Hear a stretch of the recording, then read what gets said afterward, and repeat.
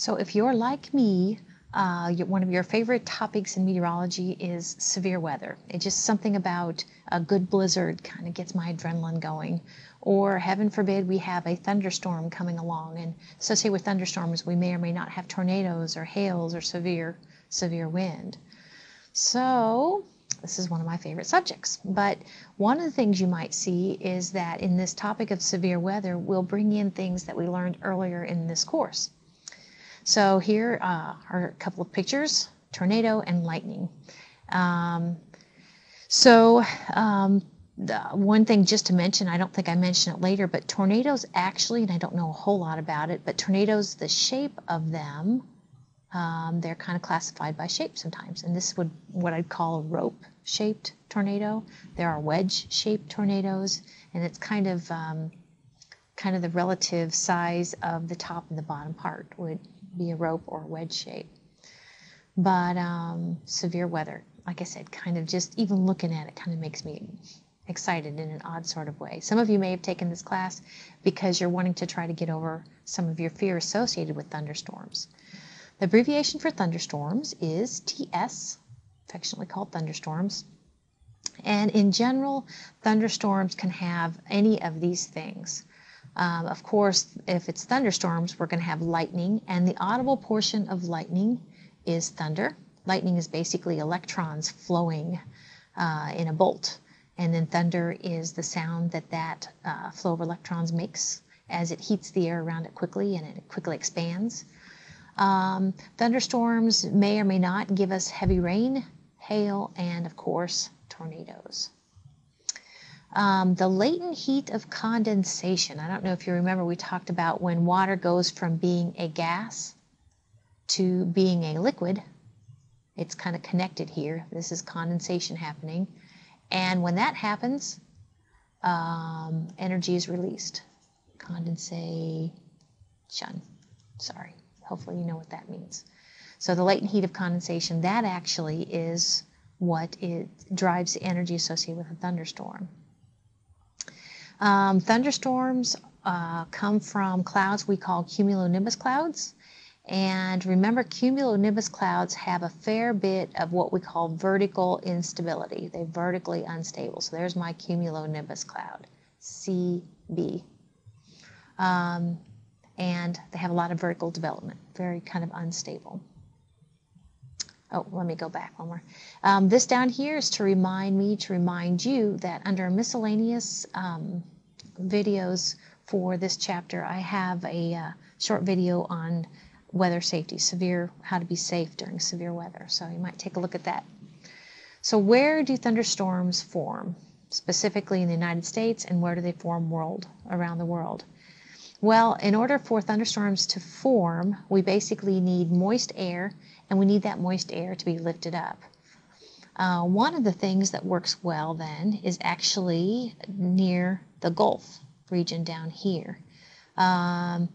We have warm, moist air, and as that warm, moist air goes from the Gulf over land, actually that acts as a lifting mechanism. So as far as getting thunderstorm activity, Florida gets the most thunderstorms in North America. Switching gears, looking worldwide, we see kind of a band of thunderstorms located here, kind of associated with the wandering intertropical convergence zone. Now, as I'm showing this slide, remember that these are just thunderstorms. Later on, I'm going to show a different map. Where are the tornadoes around the world? And we're going to see that the tornadoes are basically localized kind of in North America. Not all thunderstorms will give us tornadoes. So we're going to talk about the life of a thunderstorm, life of a thunderstorm cell, and I'm going to start with the most basic of thunderstorms, called an airmass thunderstorm. Notice relative to even a supercell thunderstorm, it's much more tame. Airmass thunderstorms are relatively tame. They don't last very long, and they don't even generally bring us severe weather. And when I say severe weather, in order to be severe, we're going to see that there's a minimum wind speed and or it needs to produce hail and or needs to produce a tornado to be severe. A plain old air mass thunderstorm that has lightning, for instance, and of course the audible thunder, that is not a severe thunderstorm. So air mass thunderstorms are the ones that we get kind of in the late afternoon, and I'm going to show you something called a capping inversion, that sometimes air mass thunderstorms they just pop up and then they go away. I'm going to focus on the life of a thunderstorm, and I'm going to break it into 3 stages. And actually these 3 stages that we talk about with this simple air mass thunderstorm, or a cell within an air mass thunderstorm, these 3 stages then are what is in place when we talk about more complicated thunderstorms or more severe thunderstorms. So here's the 3 stages. The first stage is the cumulus stage, followed by the mature stage, and then the dissipating stage.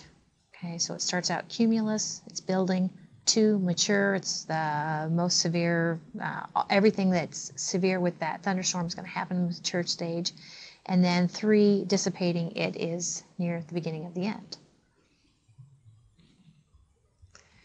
So air mass thunderstorms oftentimes might start out as kind of fluffy clouds. Now, if these fluffy clouds have enough moisture in them, maybe it's because of basically the sun has warmed a portion of the Earth's surface such that that air became buoyant and began to have what we call convective lifting.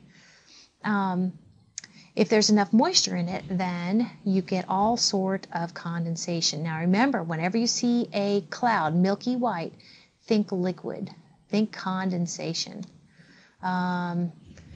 So this could be developing quite a bit of latent heat of condensation is being released within that chunk of air.